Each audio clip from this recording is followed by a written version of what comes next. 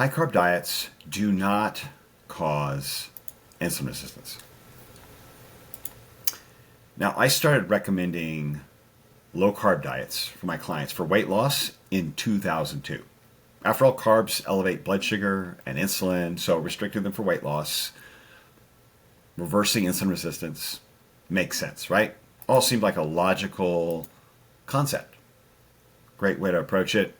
I followed that up with intermittent fasting personally, 2010, fasted workouts shortly after that, often pairing low carb with the intermittent fasting and fasted workouts, again, to create more metabolic stress and reverse insulin resistance or prevent insulin resistance and make metabolism more efficient at burning fat. And I've shared in my presentations and on several podcasts how that approach led to being, for me, to being overtrained and underfed, as well as having disrupted sleep from all the elevated cortisol levels, right? And some disruptions in my blood work, elevated TSH, things like that. So just problems with stress, with managing the stress coming from all of that metabolic stress. And I don't recommend intermittent fasting anymore or any kind of fasting because of it, especially for people over 40. And over the last 5 years, I've realized that seed oils and processed food in general don't just contribute to metabolic diseases like type 2 diabetes and obesity. They're actually the primary drivers of it. Through oxidative stress, which they create in the mitochondria, which then impairs the ability to manage blood sugar and have normal blood sugar levels.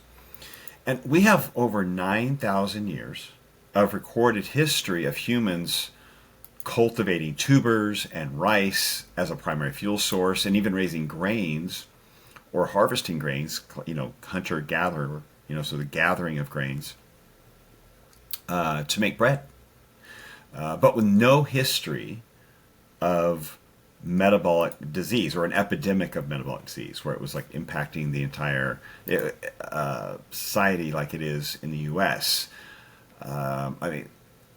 These were unheard of diseases prior to the 20th century on a societal level. So in the U.S. in 1901, the obesity rate was 1%. Type 2 diabetes only impacted 1/3% of the U.S. in the 1930s. So these are new diseases, or chronic disease, which are driven by lifestyle choices, essentially how we eat, how we move. These are responsible for over 90% of the deaths in the U.S. We're not in danger of infectious diseases like we were anymore. That's a single-digit percentage of deaths in the United States. Obviously, war and famine, these are not immediate threats. We're dying from diseases that we've created. We've created this problem in the last 120 years.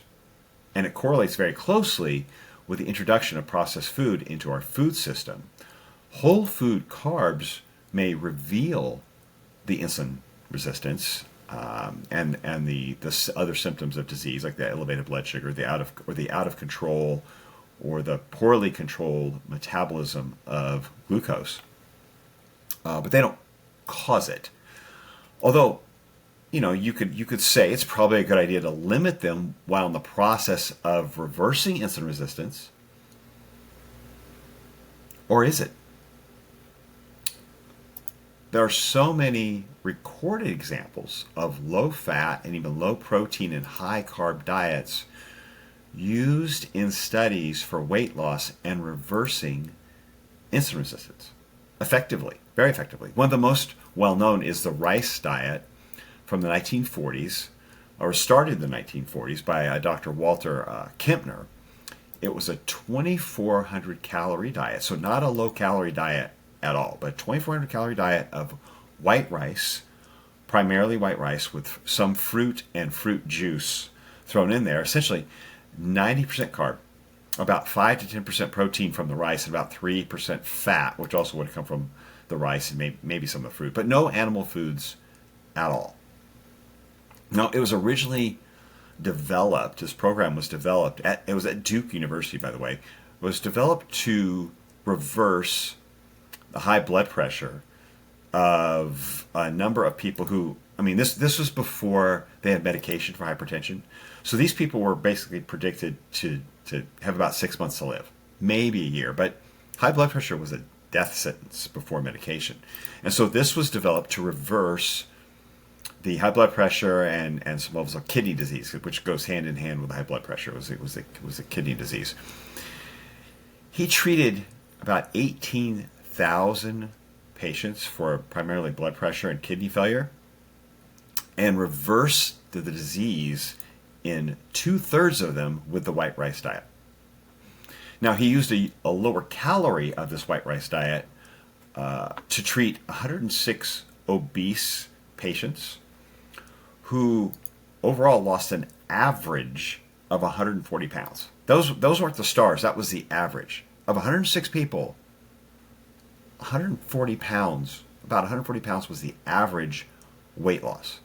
He also treated about 100 people with type 2 diabetes whose blood sugar levels dropped during the treatment, which the treatment was about 3 months to, I think, maybe a year or so, depending on how long they needed.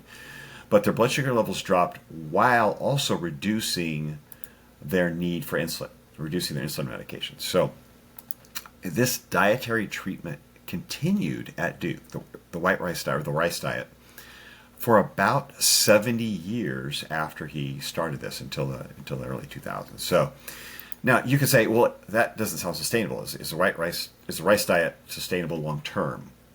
Definitely not, right? There's lots of mineral deficiencies, protein deficiencies long term, but it wasn't meant to be sustainable. It was meant to create an effect that reversed disease and saved lives, which it did. A more sustainable diet can then be, put in place when their conditions have been corrected. But if you're not going to live past 6 or 12 months, why do you need? What's the point of a sustainable diet? And there's several other low-fat, low-protein, high-carb diets that have been used since then to reverse obesity and type 2 diabetes in studies where it's very well recorded.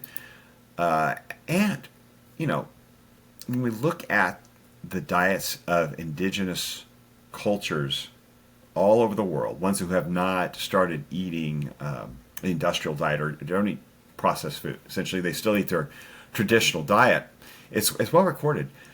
Many of these diets are made up of 60 to 90% carbohydrates. It's what's available in their area. But there's 60 to 90% carbohydrate without any sign of metabolic disease. In fact, many of them have pristine, hearts, right? They study their hearts. Hey, great condition. They don't have obesity, obviously. They're not dealing with type 2 diabetes. They perform very well, actually. People in New Guinea, in North and South America, one of the most famous, the island of Okinawa, right, where it's like they're known for their 10-to-1 carb to protein ratio. It's a lot of their purple sweet potatoes and several other carbs. They do cook with lard, so they're using saturated fat to cook with, all for that. But they're each of these regions, different regions and different cultures, they're all eating different food based on what's available in those areas. There's not a lot of similarity in the exact foods that they're eating. What they have in common is a lack of processed foods. There's no processed food. There's no processed oils that they're using. Okay, there's none of these processed seed oils, as we call them, or these processed vegetable oils, which were developed in the 20th century and are one of the primary ingredients in processed food and in the food we get at restaurants. And so my immediate assumption to the rice diet and these other organized weight loss studies, right, was they were elimination diets, right? It was the lack of oxidative stress from the processed food and alcohol, right? No processed food, no alcohol, and allowed their metabolisms to heal like any other elimination diet, like a carnivore diet or an animal-based diet or a well-designed keto diet. you know. They were all just elimination diets that eliminated processed food and these oils, the ones that were effective. And then I came across the sugar diet, thinking, okay, this is nuts, right? I don't know if you've seen it, but it's all over YouTube, depending on who you listen to, who you watch. But these well-known guys like Mark Bell, who's been big in fitness industry, bodybuilding. I mean, he's done keto, carnivore, low carb. He's done it all. And even Jay Campbell, who's like, the peptide expert, the peptide guy, but also very lean, very much into the longevity space. Does a lot of fasting, has done a lot of, keto, low carb in the past. They're saying it's the best fat loss diet they've ever tried. And the fat is falling off of them. And yes, you heard me right. I said the sugar diet. Now, the original version of this diet was developed by a guy named Joe Binley. And it actually focuses more on fruit juice, and honey, and some starch with very little fat and moderate to low protein depending on the phase of the diet you're in. But there is some candy that gets in there, but that's not the true phase of the diet, or the true focus of the diet, or the main food you're supposed to be on in the diet. But that was used to kind of, I think, get some attention on social media, and it did. It worked. By many of the people talking about it. And each of these people, several people have come up with their own version of this. You hear about the honey diet, or, it's some version of this same diet, but developed by Joe Binley, who's training bodybuilders, right? The little fat you do consume is ideally from MCT oil or stearic acid, which is a saturated fatty acid that you find in beef or cocoa butter, like chocolate, basically. But it's essentially less than 10% dietary fat, and in the most aggressive part of the fat burning phase, it's maybe 2, 3, 4% of your diet's coming from fat, and very little from protein, less than 10% protein.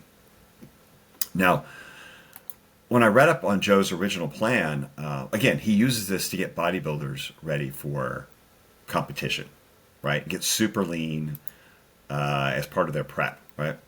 Competition ready. And it made sense. And he noted studies to back up the claims of increased metabolism and increased body fat loss with the hormones that this boosts. It's got FGF21 hormone, and there's a couple other hormones thrown in there that help sustain satiety, sustain energy, and some muscle retention.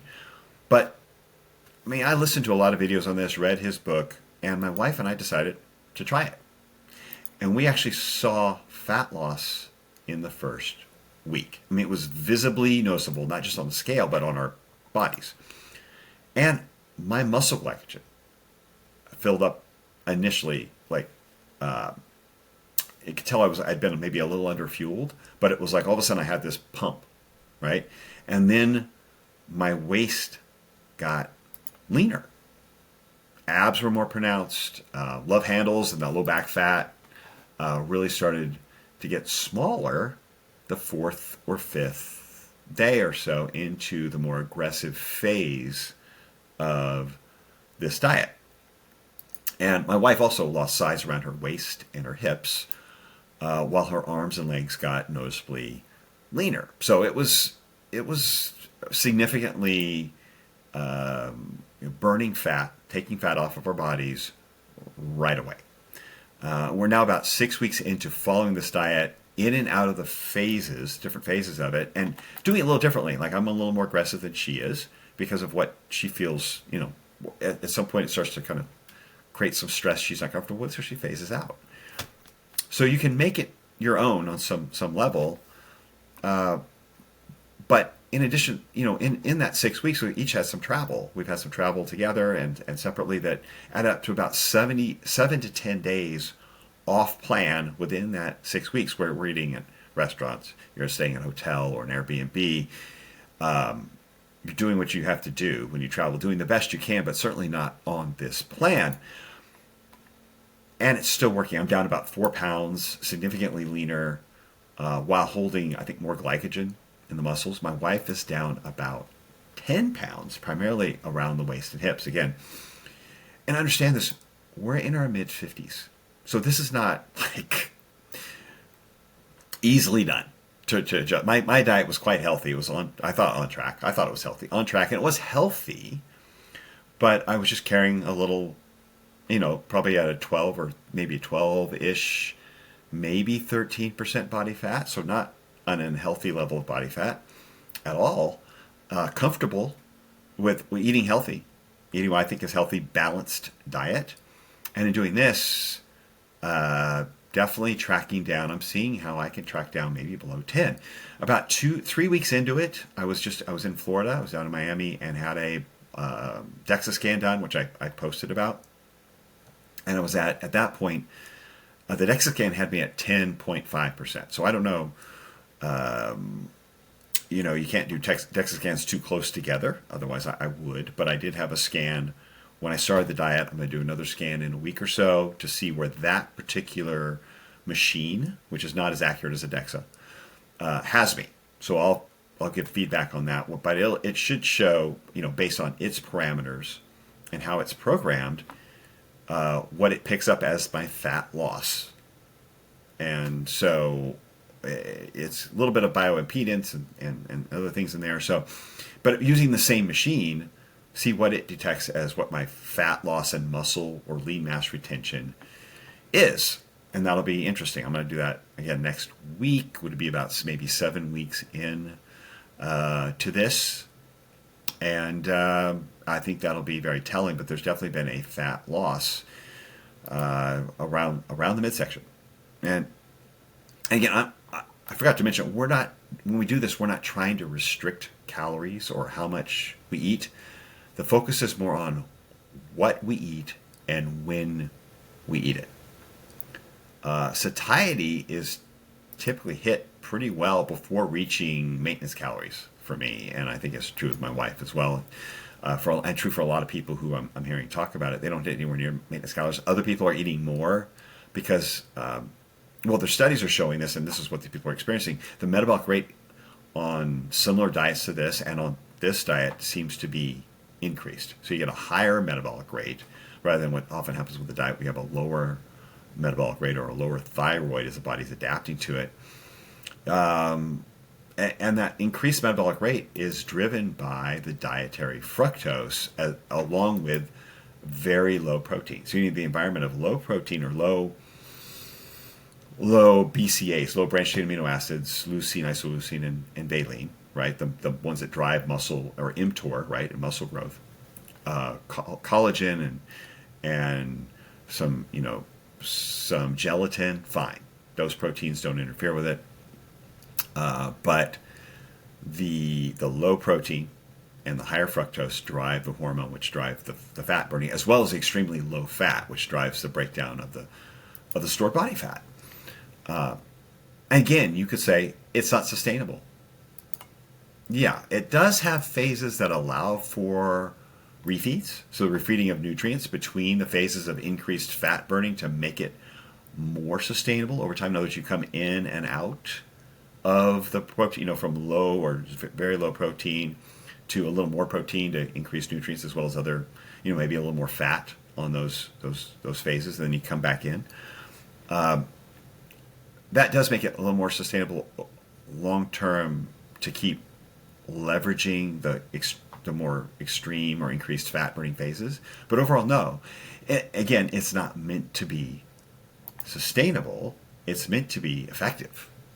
And I would say that any dietary strategy that causes a particular or desired response, like a noticeable response or change in the body, especially fat loss, none of them are going to be sustainable. Primarily because it's causing a stress response, and your body will eventually adapt to it to maintain homeostasis.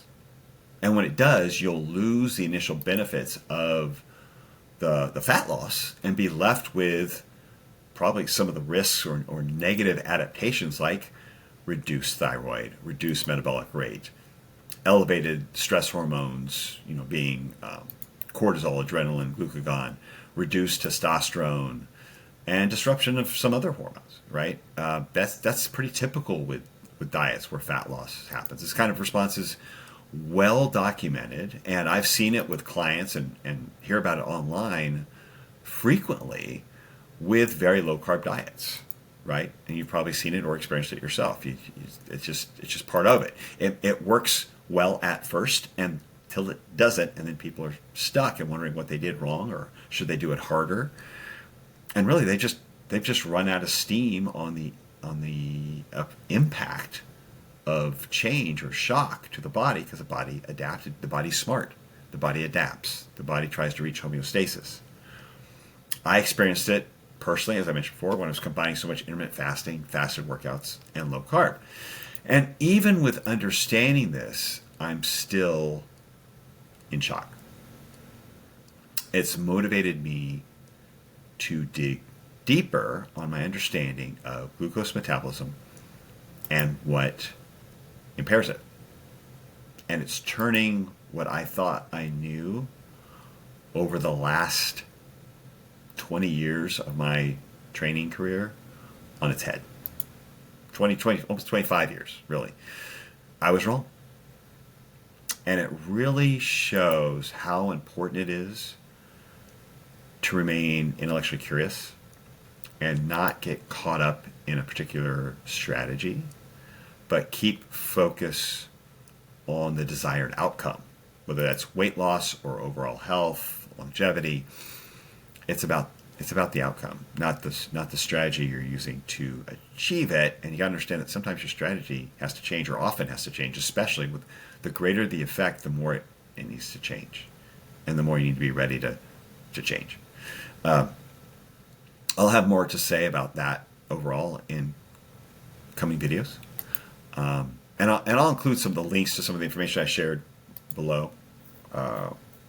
But hey, if you've tried the sugar diet, I'd love to hear from you. Love to hear your experience with it. Let me know in the comments. Until then, stay curious.